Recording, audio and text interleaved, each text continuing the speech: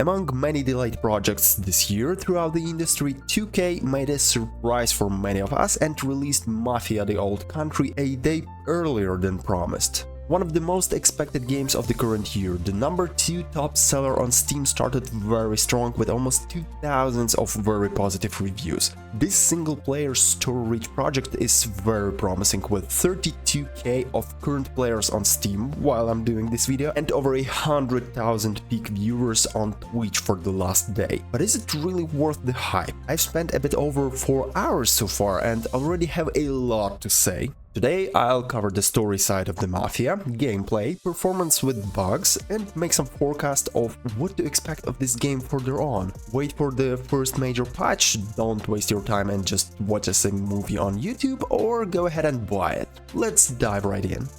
Italy, Sicily, the beginning of 1900s, the golden era of honorable families to establish their influence in the region. Among all of that, there is a young Enzo working in a mine. A disaster made him escape the cruel boss that rules around the mine. Raw stuff, but a local don steps up for you and gives shelter, food and work. This is how the story begins, from a mine boy to a stable cleaner and then to an honorable man. However, this path is very long and requires some effort. So, how is it going for Enzo?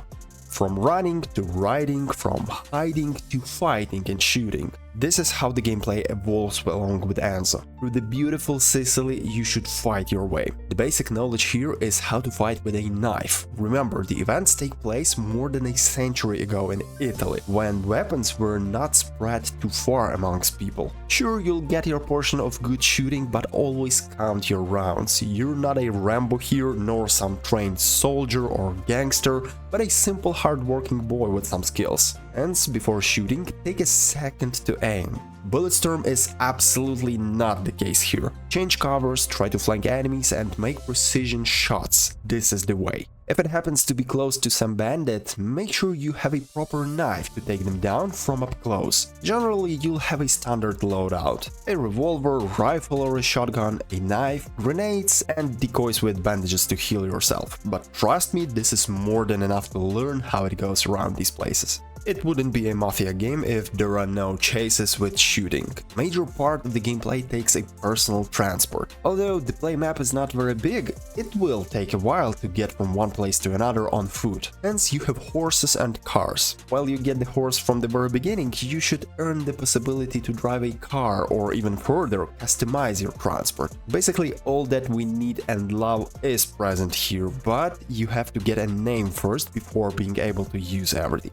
Family means a lot. In this game you don't have a menu with characters, skills and points to spend. Developers implemented some enhancements in a very good and immersive way. You have a necklace where you can pin different charms with various effects that will definitely help you. Moreover, you have some collectible items to find. Trinacria, local special coins, newspapers, photos of landscape, mystery foxes and aforementioned charms. Some items can be exchanged for money. Money then spent on better gear. Charms should be found first and then attached to necklace to have effects enabled.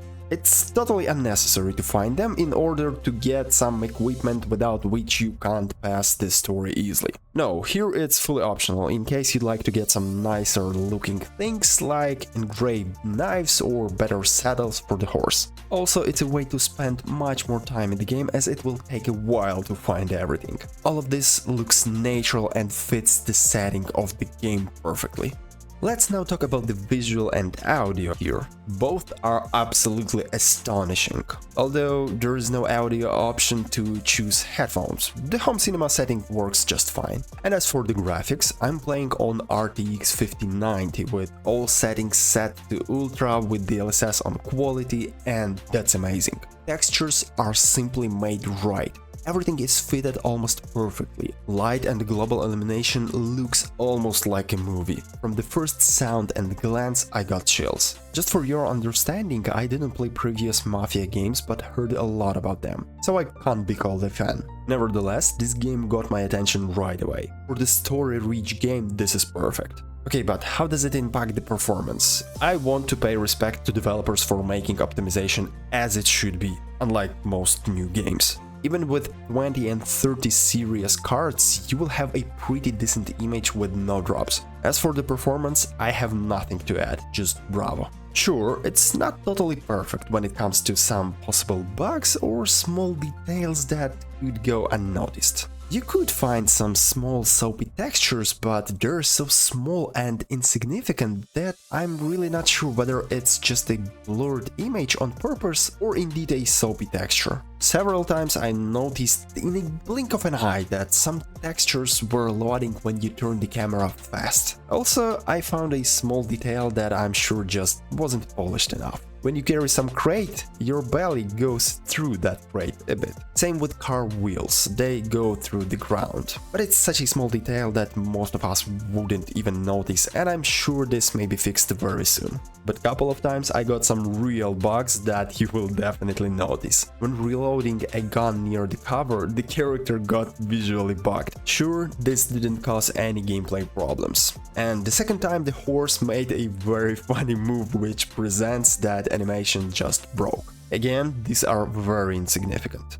To sum up, the performance of the game is great. I've checked other people playing on 30 series cards and they also didn't have major issues. Sure, it has some small details to fix, but it's quite a big game, so it's nearly impossible to check everything for 100%. Still, over time I'm sure developers will pay a visit to every reported problem. Currently the game costs around 50 USD, but can be slightly cheaper or more expensive depending on the region, of course. For this price you can be sure that you get a very good story, completed technical side of the game and 20 to 30 hours of gameplay. It's a fair price for such a game, so I'd recommend waiting for another week or at least several days, so developers would release some hotfixes which would allow you to enjoy the game at its best. However, if it's possible to get a special deal or discount somewhere, don't think, go ahead and buy it. This game is a perfect example that single-player story games still have a big potential and is exactly what players, as I am,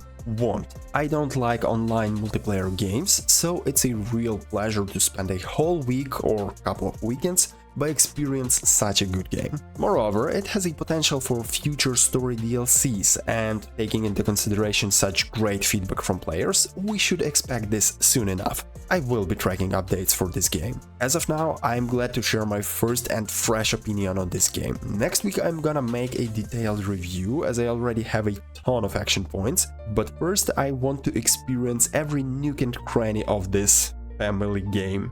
So stay tuned for further updates. Subscribe to my channel to grow up the best community here. If you have something more to add, please share your thoughts in the comments right below. We'll appreciate your priceless like as well. Thank you for watching this video and see you in the next one. Share the knowledge.